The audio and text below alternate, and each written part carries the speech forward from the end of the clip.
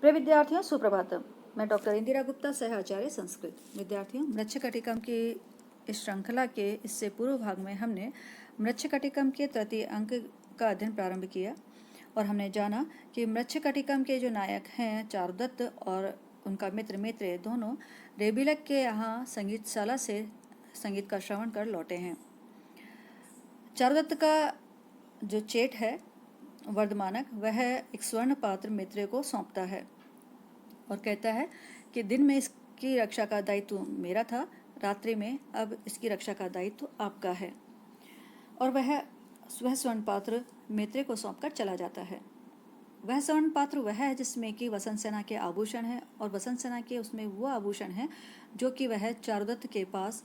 धरोहर के रूप में रखकर गई है। रात्रि का समय है, अतः चारुदत्त और मैत्रेय दोनों सो जाते हैं। रात्रि के समय पर वहाँ एक शर्विलक नाम का व्यक्ति चारुदत्त के निवास स्थान के समीप में आता है और चारुदत्त के निवास स्थान की जो दीवार है उसमें एक सेंध बनाने की योजना बनाता है और वो कहता है कि मैंने इस सेंध बनाने का जो कार्य है उसकी शिक्षा प्राप्त की है और उस शिक्षा के सामर्थ्य से अथवा अपनी ताकत से अपने देह की लंबाई और चौड़ाई के परिमाण की सेंध बनाकर और इस घर में प्रवेश करता हूँ। और वह स्वयं की विशेषता बताता हुआ कहता है कि मेरी देह है हर जगह सरकने से या रगड़ खाने से, रेंगने से इस तरह की हो चुकी है जिस पर घाव हो चुके हैं और वह ऐसी प्रतीत होती है जैसे कि कोई सांप अपने कैंचुली को छोड़ता है। इसके बाद वह कहता है कि नृपति पुरुष संकित प्रचार परग्रह दूषण निश्चित एक वीरम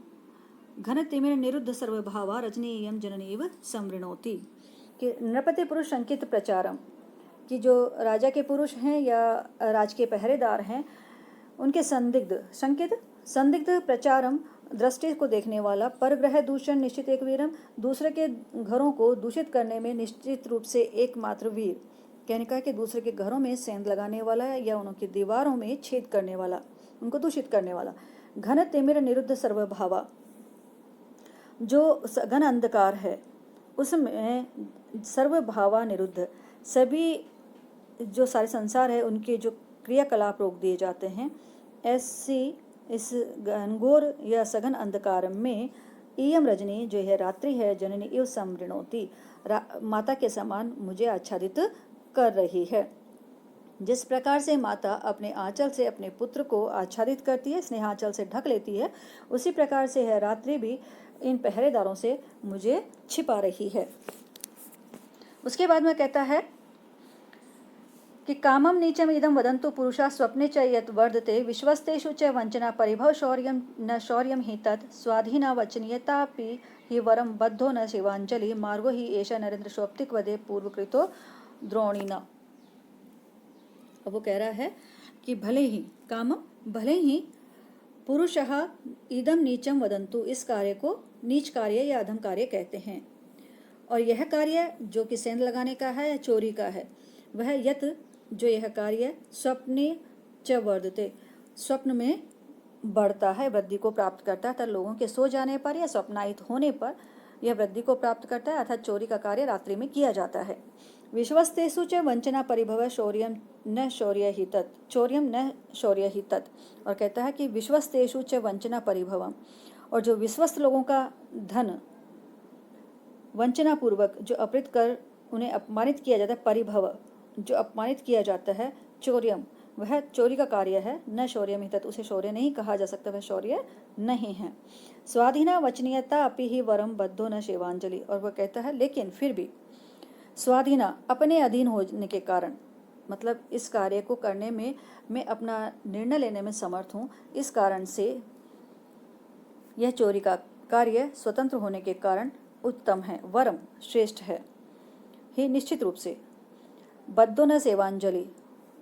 किसी के सम्मुख सेवक रूप में अंजलि बांध करके, हाथ जोड़ करके, बद्ध मतलब बांध करके, खड़े होकर के और उसकी कृपा दृष्टि पर निर्भर रहना की अपेक्षा अपने अधीन जो ये कार्य है वो मुझे श्रेष्ठ का प्रतीत होता है। ही एष मार्गो, और यह मार्ग तो पूर्व में ही द्रोणिना, जो द्रोण का पुत्र है अश्वत्थामा, उसके द्वारा कृत बना दिया गया है। मतलब इसमें कोई दोष नहीं है, वह जानता है कि इसमें यह दोषपूर्ण कार्य है, लेकिन फिर भी अपने पक्ष में इस कार्य को सिद्ध करने के लिए या उसको कार्य को अन्य कार्यों से श्रेष्ठ सिद्ध करने के लिए वो कहता है कि यह इसमें कोई दोष नहीं है। क्यों नहीं है? क्योंकि इसका जो कार्य है वह द्रोण के पुत्र अश्वत्थामा ने पूर्व में ही किया था। अतः जब उन्होंने किया तो मेरे करने में भी कोई दोष नहीं है, क्योंकि नरेंद्र सौप्तिक वधे पर्वम, वो कहता है कि पूर्व में मतलब प्राचीन काल में नरेंद्र राजा के मतलब राजा युधिष्ठिर के सौप्तिक सोते हुए जो पुत्रों को वधे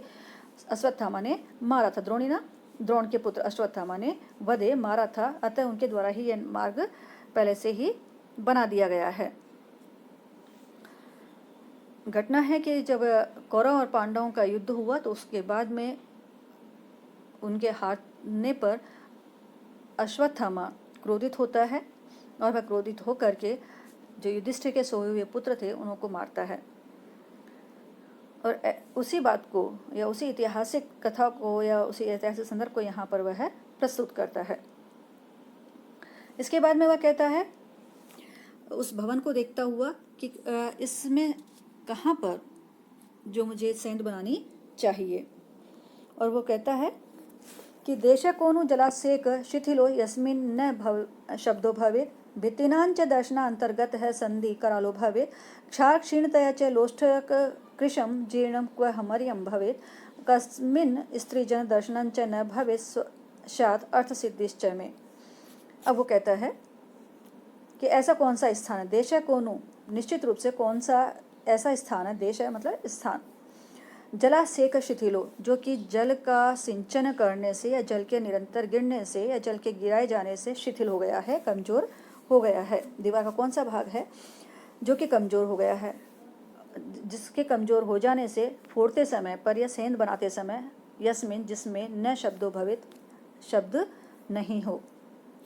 आवाज नहीं आए, भित्तिनांच दर्शनांतर्गत है संधि करालो भवेत, और संधि करालो भवेत, सेंध बड़ी हो पर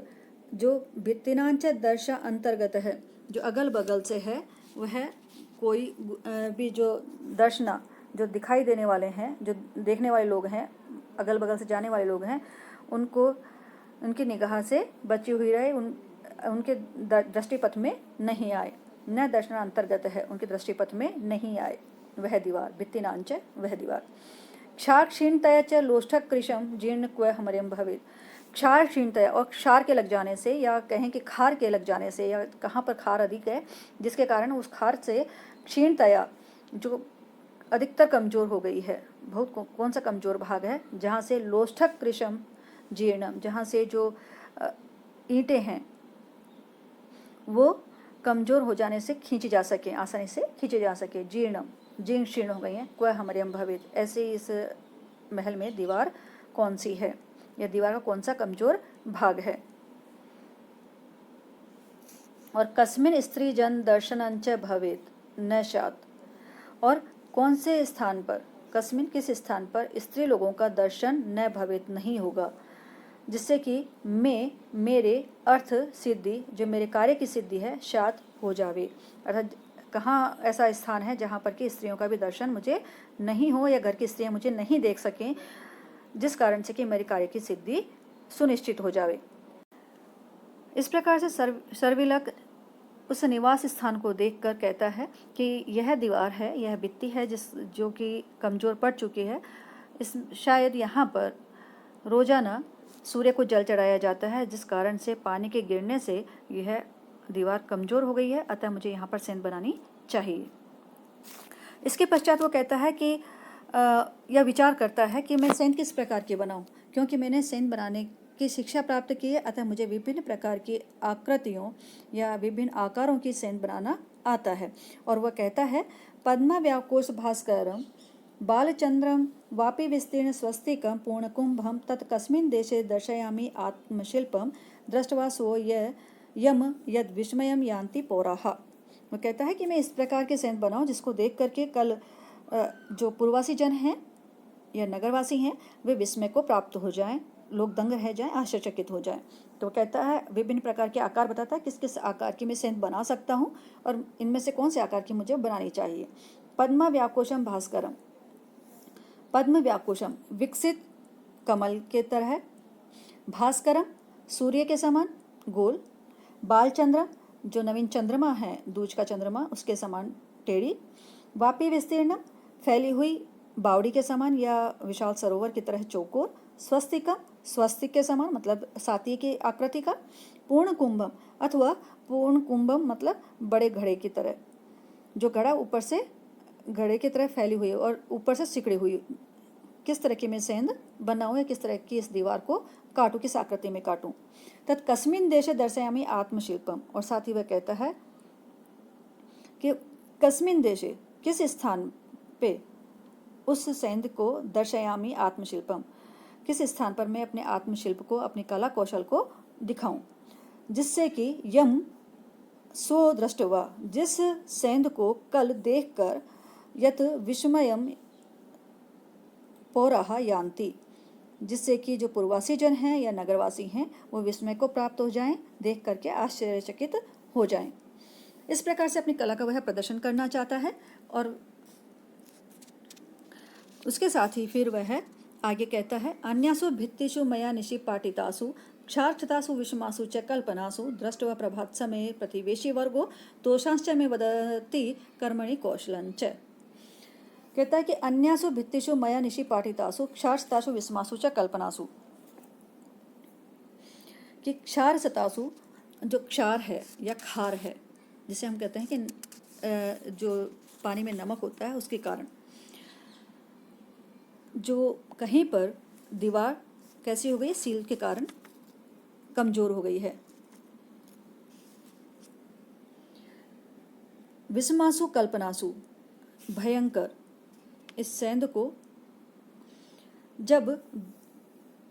दृष्टवा प्रभात समय प्रतिवेशी वर्ग है, प्रातःकाल के समय पर प्रतिवेशी वर्ग है, जब आसपास के लोग पड़ोसी लोग दृष्टवा देखेंगे तो दोषांश में वदंती मेरे दोषों को कहेंगे, साथ में क्या कहेंगे कर्मणि कौशलंच मेरे कर्म के कौशल को भी कहेंगे। चोरे कर्म की निंदा तो करेंगे लेकिन सेंध काटने की मेरी कला की प्रशंसा भी अवश्य करेंगे। निशि पाटितासु रात्रि की निस्तब्धता में, अन्यासु भित्तिषु जो अन्य दीवारें हैं, मया मेरे द्वारा इन भित्तियों पर जो कि क्षारतासु क्षार लगने के कारण क्षत हो गई हैं, कमजोर हो गई हैं, विस्मासु कल्पनासु जो मेरी यह है भयंकर सेंध लगाने की जो कल्पना है उससे या सेंध लगा को देखकर, जो काटी गई भयंकर सेंध को देखकर प्रभात समय सवेरे या प्रातःकाल प्रतिवेशी वर्ग दृष्टवा जो ये पड़ोसियों का समूह है जब देखेगा तो उसको देखकर मैं दोषांश्च वदति मेरे दोषों को कहेंगे, किंतु कर्मणि कौशलंच और मैं उसी के साथ मेरे कार्य के कुशलता को भी कहेंगे या मेरे कार्य कौशल की प्रशंसा करेंगे। इस प्रकार से वह योजना बना रहा है और विचार कर रहा है। आगे वह कहता है कि अनया ही समालब्धम न माम द्रक्ष्यन्ति रक्षिण शस्त्रंच पतितम गात्रे रुजम न उत्पादयिष्यति। अब वहाँ पर यह हम देखेंगे कि वह एक जब सेंध बनाने लगता है तो उसके बाद में कहता है कि मुझे एक लेप लगा लेना चाहिए। लेप है एक योग रोचना नाम का एक लेप है जो कि उसके गुरु ने उसे दी है या जो उसके शिक्षक हैं उन्होंने दी है और जिनका नाम है योगाचार्य। वो कहते हैं कि मैं उनका चेला हूँ और उन्होंने मुझे एक लेप दिया है जिसको देह से लगाने से कोई उसने देख नहीं सकता और यदि देख भी ले और शस्त्र का उस पर प्रहार हो तो शस्त्र का घाव नहीं होता। तो वह कहता है अनया ही समालब्धम न माम द्रक्ष्यन्ति रक्षिण है कि अनया इस योगरोचना का लेप मैंने समालब्धम मैंने निश्चित रूप से प्राप्त कर लिया है, मेरे देह पर लगा लिया है। अतः न माम द्रक्ष्यन्ति रक्षिण है, अतः जो रक्षक लोग हैं पहरेदार लोग हैं मुझे कोई इनमें से कोई नहीं दिख सकता। शस्त्रंच पतितम गात्रे और गात्रे मेरे शरीर पर, शस्त्रंच पतितम शस्त्र के गिरने पर या शस्त्राघात होने पर, रुजम न उत्पादयिष्यति रोग उत्पन्न नहीं करेंगे, रुजम मतलब घाव, घाव को उत्पन्न नहीं करेंगे, अर्थात मेरे से पर शस्त्र का प्रहार हो जाने पर भी उस शस्त्र से मुझे घाव नहीं होगा। उसके बाद वो कहता है कि एतेन मापयति भित्तिषु कर्म मार्गम एतेन मोचयति भूषण संप्रयोगान उद्घाटको भवति यत्र दृढ़ कपाटे दष्टस्य कटिभुजगै कीटभुजगै परिवेष्टिनञ्च। वो कह रहा है कि जैसे ही वो सेंध काटने लगता है, पहले तो वह योग रोचना नाम की दवा लगाता है। योग रोचना नाम का लेप करने के पश्चात वो कहता है अब मुझे सेंध काटनी चाहिए। जैसे ही वह सेंध काटने के लिए, मापने के लिए एक रस्सी निकालता है, उसे रस्सी प्राप्त नहीं होती है। वह कहता है कि रस्सी तो मैं भूल गया। उसके लिए वह फिर अपने यज्ञोपवीत को देखता है और यज्ञोपवीत जो शरीर पर उसके पड़ा हुआ है, वो यज्ञोपवीत को देखकर कहता है कि मुझे यज्ञोपवीत काम में लेना चाहिए। ये यज्ञोपवीत का धागा ही मेरे नापने का धागे का काम करेगा। और फिर उसके साथ ही वह यज्ञोपवीत के प्रयोग करने के तरीकों को बताता है और साथ में यज्ञोपवीत कहाँ कहाँ काम आ सकता है, किस प्रकार से काम में लिया जा सकता है भिन्न भिन्न स्थानों पर, उसके प्रयोग को बताता है। कहता है एतेन मापयति भित्तिषु कर्म मार्गम, कि जो कर्म मार्ग है, जो मेरा ये सेंध बनाने का कार्य है, इस सेंध को काटते समय एतेन इस यज्ञोपवीत के द्वारा भित्तिषु मापयति, भीत नापी जाती है अर्थात दीवारें नापी जाती हैं। एतेन इस यज्ञोपवीत के द्वारा भूषण संप्रयोगान, जो लोगों के द्वारा आभूषण पहने जाते हैं, उन आभूषणों के प्रयोग के समय पर उन्हें मोचयति खोला जाता है। मतलब कहने का है कि जो आभूषण हैं उनके हुक को इससे खोला जा सकता है। उद्घाट को भवति यंत्र दृढ़े कपाटे, और कपाटे द्वार पर, यंत्र दृढ़े जो चिटकनी है उसके दृढ़ होने पर या उसके नहीं खुलने पर उद्घाट को भवति, इसके द्वारा वह खोले जाते हैं। द्वार खोलने में भी यह सहायक होता है। इसकी सहायता से कसकर लगाई गई जो किवाड़ की कुंडी है वो खोली जा सकती है, खुल जाती है। साथ ही वह एक और प्रयोग बताता है कि कीट बुझ गई दष्टस से, जो जहरीले कीड़े होते हैं और सर्प होते हैं, उनके द्वारा दष्टस से काट लिए जाने पर परिवेष्टनञ्च, ये बांधने के काम आता है। मतलब जब कोई जहरीला या विषैला कीड़ा या सर्प काट लेता है तो विष पूरे शरीर में व्याप्त ना हो, इसके लिए उस स्थान पर उसे बांध दिया जाता है, जिससे कि वह विष है वो पूरे शरीर में व्याप्त नहीं हो पाता और उसे आसानी से उसका निराकरण या निदान किया जा सकता है। इस प्रकार से वह यज्ञोपवीत के विभिन्न प्रयोगों को बताता है और दर्शाता है और साथ में अपने ज्ञान को व्याख्यायित करता है। आगे किस प्रकार से वह सेंध बनाता है, इसका हम अगले भाग में वर्णन करेंगे, अध्ययन करेंगे। धन्यवाद।